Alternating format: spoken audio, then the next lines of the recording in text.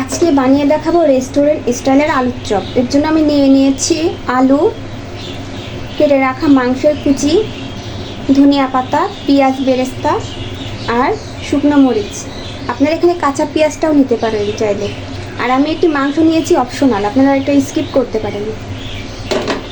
জিরা, গরম মশলা ও এলাচ আমি ভেজে গুঁড়ো করে নিয়েছি। এখন দিয়ে দিচ্ছি ধনিয়া গুঁড়ো।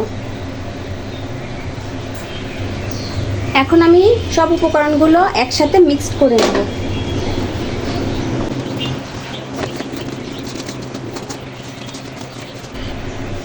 উপকরণগুলো মিক্সড করা হয়ে গিয়েছে। এখন আমি আলুর চপগুলো বানিয়ে নেব। চপগুলো বানিয়ে নিলাম। এখন আমি বেসনটা তৈরি করে নেব। আমি আলুর চপের জন্য বেসনটা তৈরি করছি। এর জন্য প্রথমে নিয়ে নিচ্ছি বেসন 2 চামচ, নিয়ে নিচ্ছি 1 চামচ চালের গুঁড়া। এখন আমি কর্নফ্লাওয়ারটা দিব।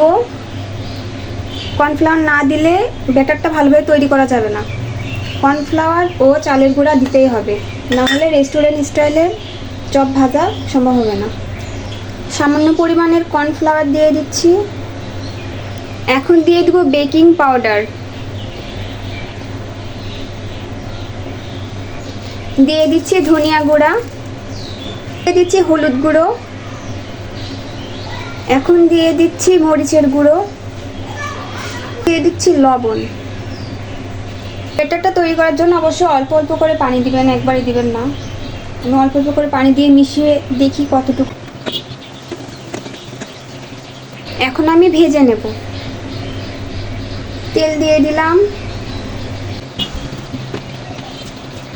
গরম হয়ে গিয়েছে। এখন আমি ভেজে নেব আলুর চপগুলো। বিসমিল্লাহ। আলুর মাংস তৈরি করার জন্য আমি আগে থেকে লবণ দিয়ে ভেজে রেখেছিলাম, এই জন্য আলুতে এক্সট্রা করে লবণ দিইনি।